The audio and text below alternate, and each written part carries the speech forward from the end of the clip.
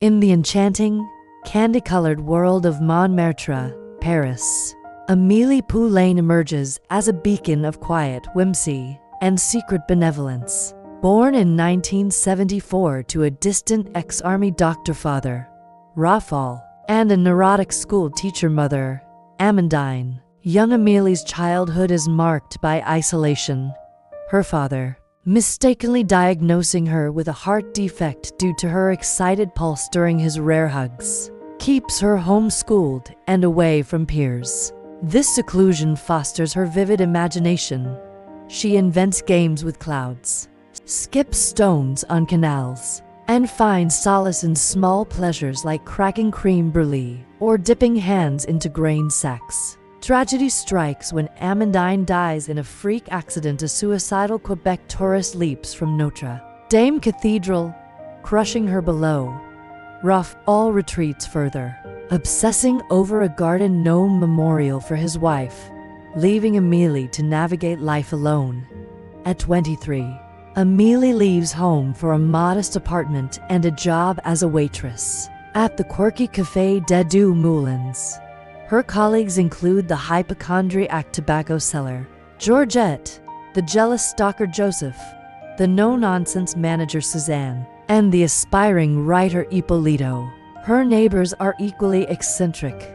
The brittle-boned painter Raymond Defale, dubbed the Glass Man for his fragility, who endlessly repaints Renoir's luncheon of the boating party, the grouchy greengrocer Calignan, who bullies his dim-witted assistant Lucien, and the heartbroken concierge Madeleine Wallace, mourning a husband who abandoned her decades ago.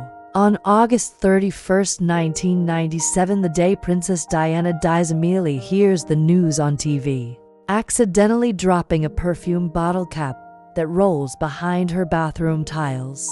Prying them loose, she uncovers a rusty tin box hidden 40 years earlier by a boy named Dominique Breteau, filled with childhood treasures like marbles, a toy cyclist, and photos.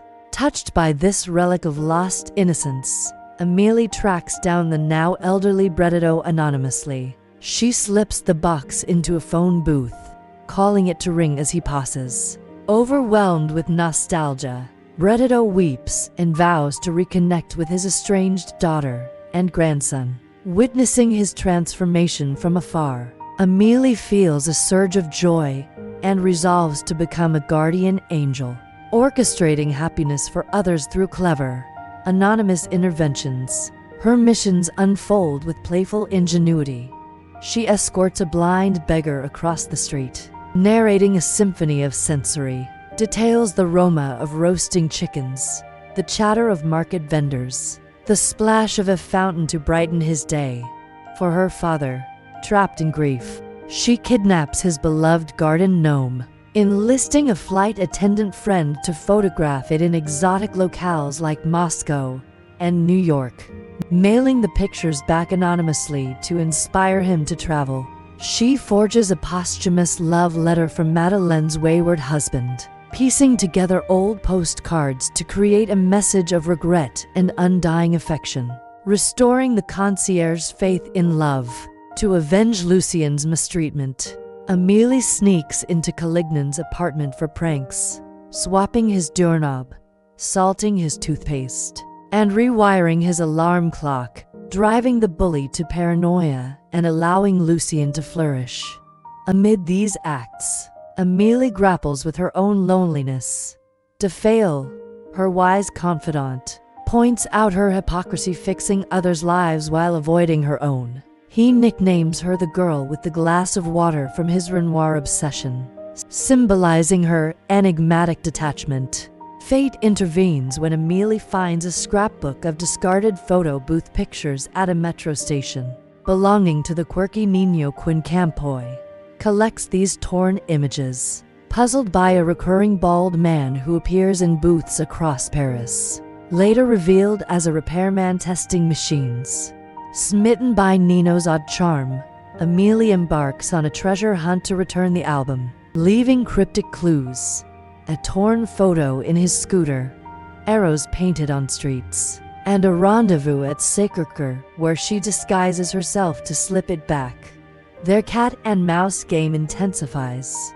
Nino posts flyers seeking the photo booth phantom, and Amélie arranges a meeting at the cafe. But Shyness prevents direct contact. She has Gina, her co-worker, and Nino's ex relay messages. Misunderstandings arise. Joseph falsely claims Nino and Gina are reuniting, shattering Amélie. In despair, she fantasizes elaborate scenarios of romance and rejection. DeFale intervenes with a videotaped pep talk, urging her to seize happiness or risk becoming as brittle as his bones. Emboldened, Amélie invites Nino to her apartment via a note under her door. When he arrives, she hides, but he persists. In a magical moment, she reveals herself with a kiss through a peephole, then opens the door. They embrace, beginning a tender relationship. As Paris awakens to another day, Amélie rides on Nino's scooter, her face alight with newfound joy. Her father, inspired by the gnome's adventures, finally leaves home.